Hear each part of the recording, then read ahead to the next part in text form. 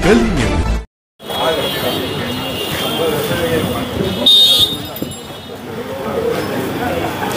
दोस्तों, पायदुनी की खतरी मस्जिद आज यहाँ पर जो नमाज़ पढ़ने वाले नमाजी होते हैं वो बाहर निकल कर यहाँ पर जो है आपने देखा कि मिठाई बांट रहे हैं। हम आपको बता दें, खतरी मस्जिद जो है इसमें एक मसला चल रहा था।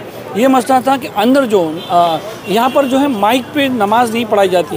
मैं आपको एक बार वापस दुरुस्त कर देता हूँ कि ये अजान वाली माइक की बात नहीं है। ये अंदर जो माइक होती है, जो माइक जो नमाज इमाम साहब इस्तेमाल करते हैं, ये उसको समझना कि यहाँ पर कई सालों से और कई मैं समझता हूँ हमेशा से यहाँ पर माइक पे नमाज नहीं होती। एक अलग से प्रथा चली आ रही खतरी मस्जिद, और मुंबई में 2-4 मस्जिद और हैं। फ़िलहाल ट्रस्टी कोई नए आए हुए, उन्होंने बीच में एक फरमान जारी किया कि यहाँ पर अंदर भी माइक लगेंगे, जिसको लेकर पिछले एपिसोड में हमने बताया था कि पायदी पुलिस स्टेशन में और लोगों ने ऑब्जेक्शन लिया था। अब जो है मिठाई क्यों बांटी जा रही, मिठाई इसलिए बांटी जा रही कि वक्फ बोर्ड का ऑर्डर आया हुआ है। हम बात करते हैं रज़ाक भाई से। रज़ाक भाई, वक्फ बोर्ड का क्या ऑर्डर है?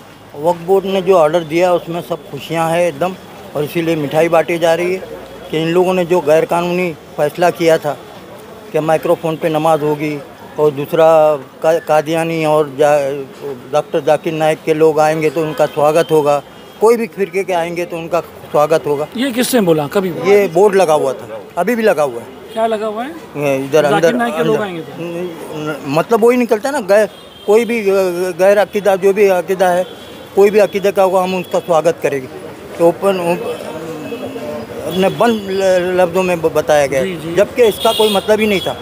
यहाँ सब आते थे, सब नमाज पढ़ते थे, कभी भी ज़िंदगी में कोई नहीं बोला ये किसी को भी मना नहीं था, किसी को भी मना नहीं था क्या।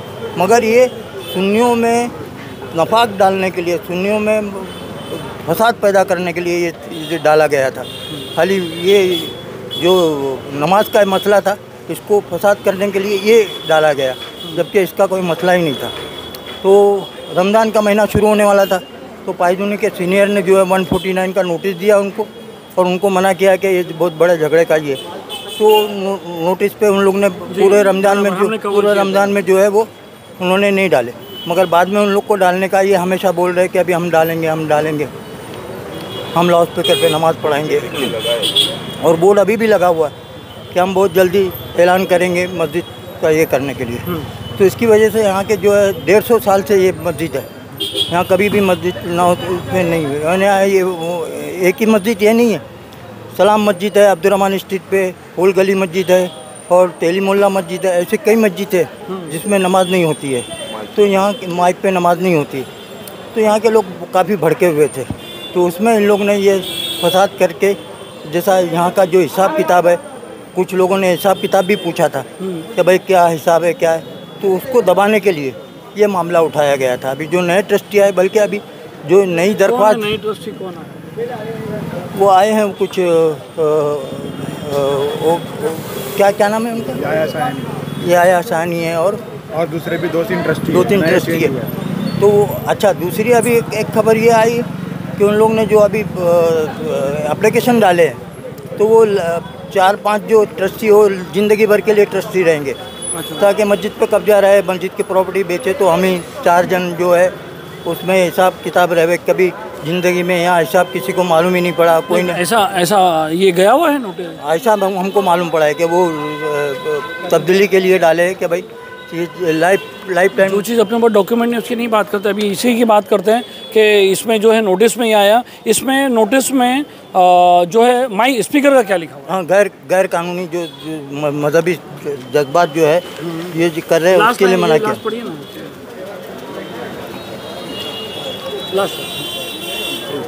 इसमें लिखा हुआ है, ठीक है, हाँ, एक मिनट कि हमें जो है वो पैराग्राफ नंबर 3 हक़ाइक़ को मद्देनज़र रखते हुए वक्फ एक्ट के सेक्शन 25 के तहत 18 के मुताबिक आपको ये मशवरा दिया जाता है कि नज़्म व नस्क़ की तब्दील की दरख्वास्त तक वक्फ इदारे के नज़्म व नस्क़ में रिवायत के खिलाफ कोई फैसला न लिया जाए। उन्होंने रोका है, और शिकायत हमको मौसूल हुई। उन्होंने ये ऊपर ये लिखा है कि हमको ये शिकायत मौसूल हुई साल 2012 में। तो इस दफ्तर में 3 तरमीम की दरख्वास्त मंसूल है, और इस दौरान वक्फ बोर्ड को शिकायत मिली कि वक्फ अदारे के इंतजामिया गैर कानूनी फैसले ले रही है, जिससे मजहबी जज्बात को ठेस पहुंच रही है। मस्जिद रिवायत के मुताबिक, रिवायत जो है मस्जिद की रिवायत है कि 150 साल से परंपरा है, जो उसके खिलाफ जो है मस्जिद में माइक्रोफोन का इस्तेमाल करना, इन लोग जो कर रहे हैं ये गैर कानूनी हमको मिला है। तो इसके लिए उन लोग ने वार्निंग दी है कि यहाँ जो जैसा रिवायत है जो मस्जिद में चला आया वैसा ही होना चाहिए जी। ये उन लोग ने उनको नोटिस दिया है पूरा वक्फ बोर्ड ने। और ये कमेटी जो 2012 का लिखा हुआ है वो 2012 में ये लोगों ने जो डाले हैं उनका टेन्योर ख़त्म हो चुका है। और वक्फ बोर्ड का कहने का मतलब ये है कि जो तुमने एप्लीकेशन यानी डाले हैं तुमने जो प्रपोजल वो हमने अभी तक एक्सेप्ट नहीं किए। और अनलेस जब तक हम एक्सेप्ट नहीं करते तुम ऐसे कोई डिसीजन नहीं ले सकते जो आवाम को के अंदर फितना पैदा करे।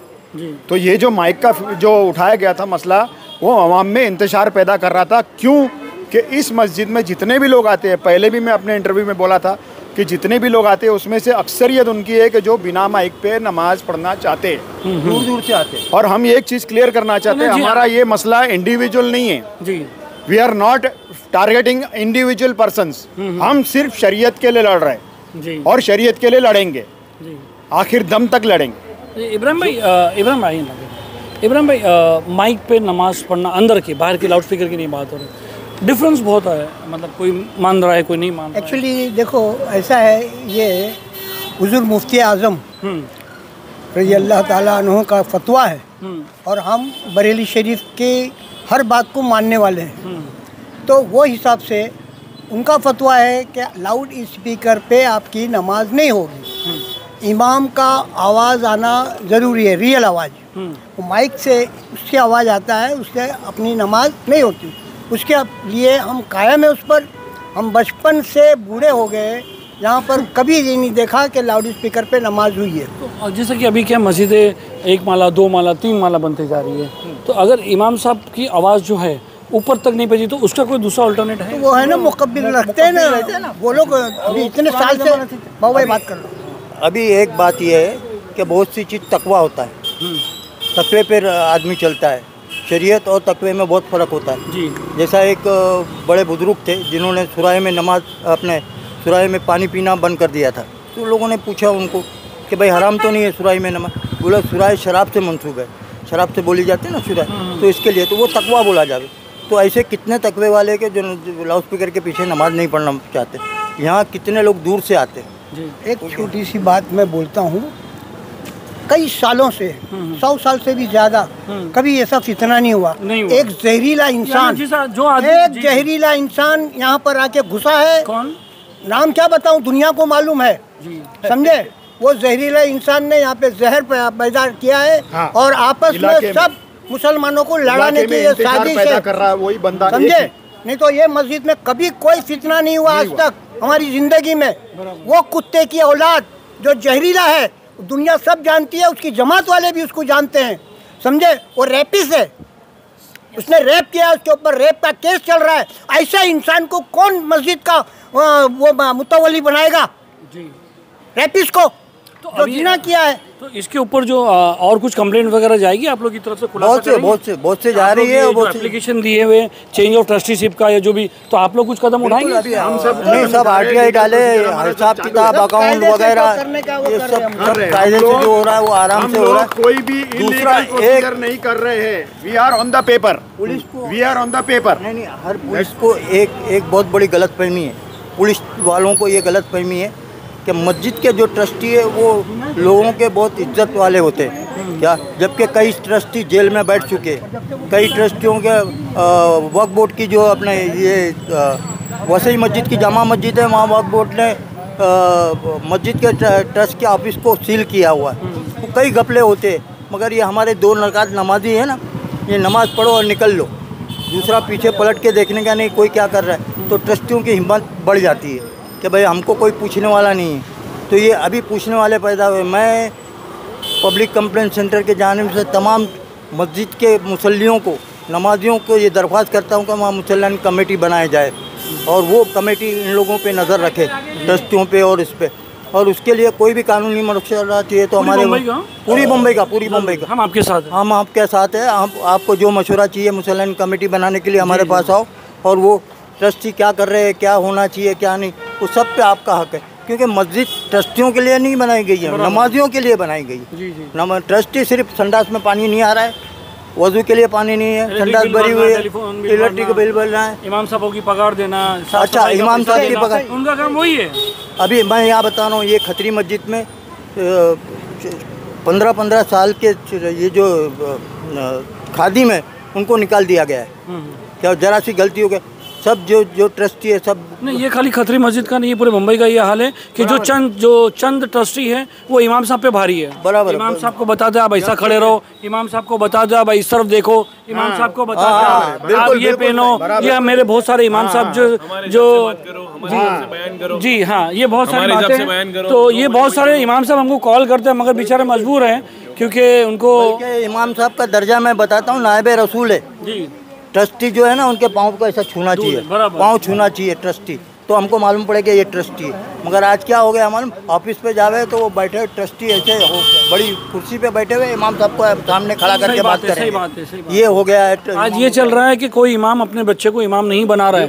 80% जो है, आप हमने भी सर्वे निकाला है कि जितने भी मस्जिदों में इमाम हैं उनके बच्चे अगर आप देखोगे तो वो इमाम नहीं बन रहा है। क्यों नहीं बन रहा है? इसी वजह से नहीं बन रहा है कि कौम जो है इमाम साहबों को उतना दर्जा नहीं दे रही जितने के हक है, जितना बिल्कुल सही वो नहीं दे रही है। इमाम साहब की पगार जो है, उनका घर भी नहीं चलता है, ऐसे चल रहा है। पगार क्या बोले आप? अभी मैं बोल रहा हूँ, पगार जो है 3,500-4 हज़ार रुपये ये मस्जिद में। और जो मौजिन है जो 24 घंटा मस्जिद में रहता है, 20 घंटा काम करता है बेचारा, उसकी पगार भी कुछ भी नहीं होती। कहीं ना कहीं पूरे कौम को इसको देखना चाहिए कि मस्जिदों के जो इमाम साहब हैं, दुकान के भाड़े जो है ना, इधर की ये दुकानें, कई दुकान के भाड़े 50,000 रुपये हर मस्जिद का है। मैं एक मस्जिद की नहीं बात कर रहा हूँ, ये मस्जिद के ट्रस्टी, मस्जिद के ट्रस्टी क्या करते हैं, दुकान बिक रही ना तो खुद खरीद लेंगे, फिर डबल भाड़े से देंगे, और वो रिकॉर्ड पे कुछ भी। मस्जिदों का व्यापार बंद करो, मस्जिदों का व्यापार बंद करो, धंधा बंद करो। आज सबसे बड़ी दुकानदारी जो पैसे वालों के लिए है वो मस्जिद है। मस्जिद दुकानदारी हो गई है। तुम कोई कारखाना मत खोलो, कोई बड़ा शोरूम मत खोलो, मस्जिद में ट्रस्टी बन जाओ, देखो तुम करोड़पति हो जाओगे। ये हो तो दोस्तों, ये अंदर बोर्ड लगा हुआ है, उसका भी फोटो उतार लो। हाँ है ना, आपने दिए ना, मेरे पास है अभी भी लगा हुआ, अभी भी लगा हुआ। पुलिस को हमने कई बार बोला है, मगर अभी तक निकाले नहीं। और ये जितने नमाज के टाइम पे वो बोर्ड पढ़ के जाते कि अभी नमाज शुरू होगी और यहाँ कोई भी आ सकता है, कादियानी आ सकता है, कोई भी मकसद का कोई भी आदमी आ सकता है। ये सब कुछ, यानी इनका बोलने का मतलब है कि जो परंपरा यहाँ कई सालों से चले आ रही है, बहुत सारी मस्जिदों में जो है माइक पे नमाज़ पढ़ाते हैं। अंदर की बात कर रहा हूँ मैं, वापस एक बार क्लेरिफाई कर दूँ कि लाउड स्पीकर पे जो अजान होती है उसकी बात नहीं हो रही है। ये बात हो रही है जो अंदर जो नमाज़ पढ़ते हैं इमाम साहब, जो माइक पे बात करते हैं इमाम साहब, और जो यहाँ पर जो मस्जिदों में नमाज़ जो पढ़ाई जाती है। तो इनका ये कहना है कि अगर कई सालों से अगर वो परंपरा चली आ रही तो उसको बंद ना करे। बंद करेंगे तो कहीं ना कहीं जिनको पसंद है वो आके यहाँ नमाज़ पढ़ते हैं। जो जिनको है दोनों चलता है वो दूसरी जगह भी नमाज़ पढ़ लेते हैं, और जिनको नहीं चलता वो स्पेशली यहाँ मस्जिद पे आके। तो इनका कहना है कि ये सब चीज़ नहीं होना चाहिए था। एक फितना जो है डाला गया। इनका ये कहना है कि यहाँ पर इतने सालों से और 2-4 मस्जिद हैं यहाँ पर। तो बहुत बहुत शुक्रिया रज़ाक भाई, आपका बहुत शुक्रिया, और वक्फ बोर्ड का भी बहुत बहुत शुक्रिया कि यहाँ बहुत बड़ा दंगा होने से बच गए। बहुत बहुत शुक्रिया। सलीम शेख गली में।